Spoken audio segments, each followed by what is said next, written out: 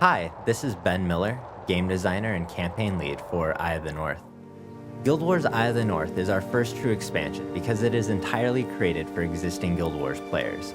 We found that many of our players have continued to play Guild Wars in other campaigns for hundreds and thousands of hours, and what they want is more content for their existing toons. The content in Eye of the North is designed to give them just that, more for their existing high-level characters.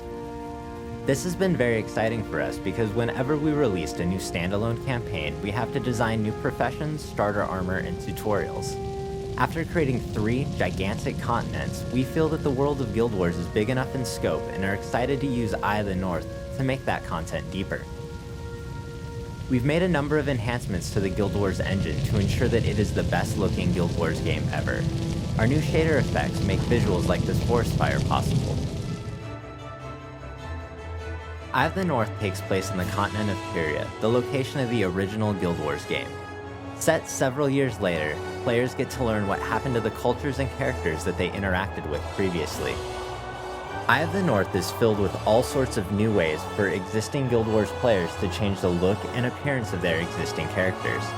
It comes with 40 full sets of armor across the 10 professions, including special, non-set pieces like those magma hands or the awesome ninja mask that are usable by any profession.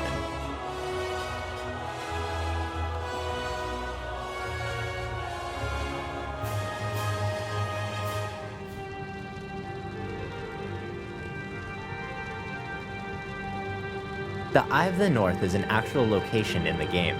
Players don't start here, but once they reach it, it becomes a central hub around which most of their questing, trading, and interaction takes place. It is one of the largest buildings we have built yet in Guild Wars.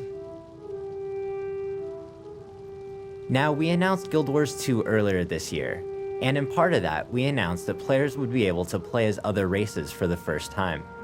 We wanted to introduce some of these races so that players could see what they were like and learn about them. In Eye of the North, some of these new races appear as heroes. In Guild Wars Nightfall, we introduced heroes. The cool thing is, even if you don't own Nightfall, purchasing Eye of the North will give you access to 10 new heroes you can unlock and use in prophecies and factions. You can equip their weapons and armor, select what skills they use, and even command them in battle. Here we have one of the heroes you can unlock in Eye of the North, Pyre Fierceshot, a Char. In the original Guild Wars, the Char were the main menace that threatened Ascalon. In Eye of the North, you will face them yet again. In each society, there are always outsiders, and in this case, Pyre has his own reasons for working with humans.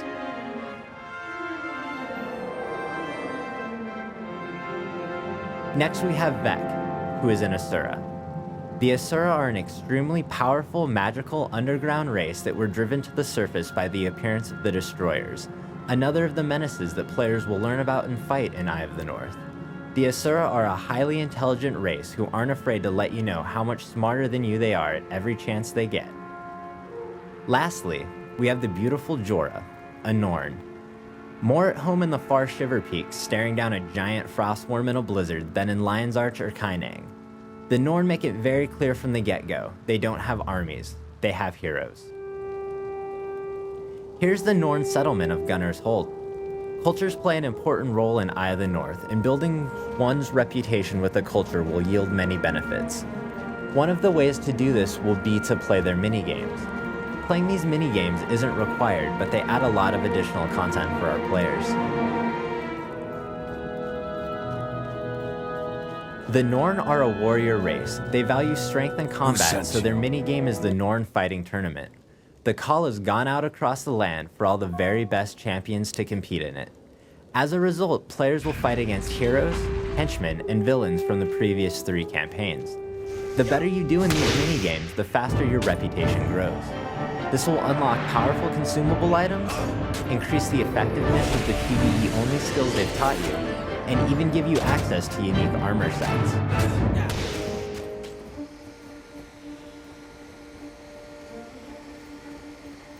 The Asura have been forced from their century-old dwellings beneath Tyria. They have made their new home along the Tarnished Coast. This is the southern area of what players will recognize as the Maguma jungle. Here we have an area known as Riven Earth. It is filled with ambient magic that the Asura have come to harness in order to battle the destroyers. Putting their great minds together, they're able to build defenses like this golem. It siphons some of the magic from the land and is used to create the golems, a stone construct that they will use in their war against the destroyers. As I said earlier, each race will have their own minigame that players can participate in, though they don't have to in order to complete any of the main storyline. The Asura, being an intelligent race, favor that over brute strength, so their minigame Polymach is more strategic in design. In Polymach, each player picks 3 pieces to compete with. Player strategies will revolve around choosing pieces that will counter what their opponents choose. These 3 pieces will have their own unique skill bars, and the player will be able to directly control them in battle. The player that defeats their opponent's 3 pieces will win. And think of it as a cross between live-action chess and Pokemon on steroids.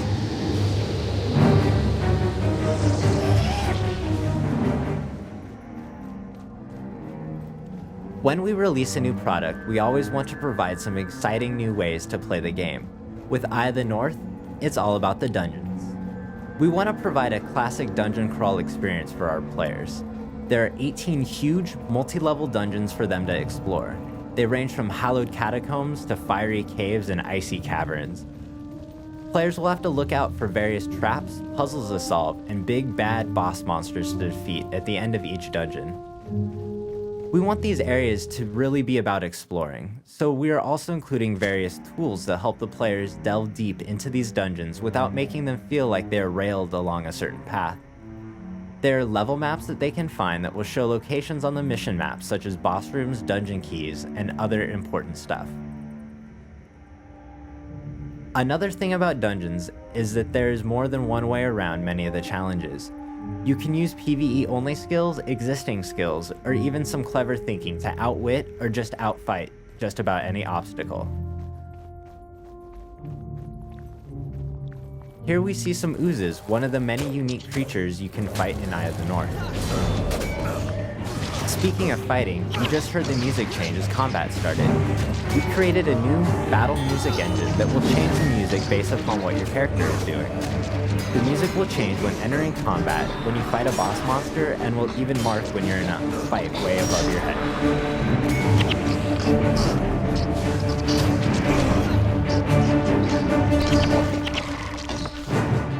We wanted the actual environments to act as your enemy as well as the monsters. You can see the type of synergy we try to create between the monsters and their environment. As you try to engage this fire elemental boss in combat, you and your party will have to dodge those gigantic fireballs being summoned from the fireplace at the very end of the hall, or you may end up dead. Finally, I want to tell you about the Hall of Monuments. Many of our players have put in hundreds and thousands of hours playing Guild Wars, and we didn't want them to feel that it was all for naught with the announced launch of Guild Wars 2. With the Hall of Monuments, we have created an environment where players can memorialize their achievements in Guild Wars and give them a leg up for Guild Wars 2. Each player will have their own Hall of Monuments that they can commemorate their accomplishments in. They will be able to invite in friends so that they can show off what they have achieved. The hall has 5 monuments in it. In the center is the Monument to Honor, which recognizes not only all the titles earned, but also various accomplishments such as beating a campaign storyline. Here we have the Monument to Valor, where weapons only obtainable through Eye of the North are shown. Next, we have the Monument to Resilience, where a player can choose what ascended sets of armor, collected through the 3 original campaigns, can be displayed. To its left, we have the Monument of Fellowship, where the heroes that you have fought with or pets you have trained are evolved and fondly remembered. Finally, we have the Monument to Devotion, which will commemorate all those cute little mini pets that players have managed to win, collect, or otherwise obtain in Guild Wars. Each and every monument a player earns will equate to a special unlock in Guild Wars 2. There won't be any other way for players to get them. Unlocks will be for things such as new weapons, companions, attire, and mini-pets. We want a player who has accomplished great things in the original Guild Wars to be recognized immediately for those accomplishments in Guild Wars 2.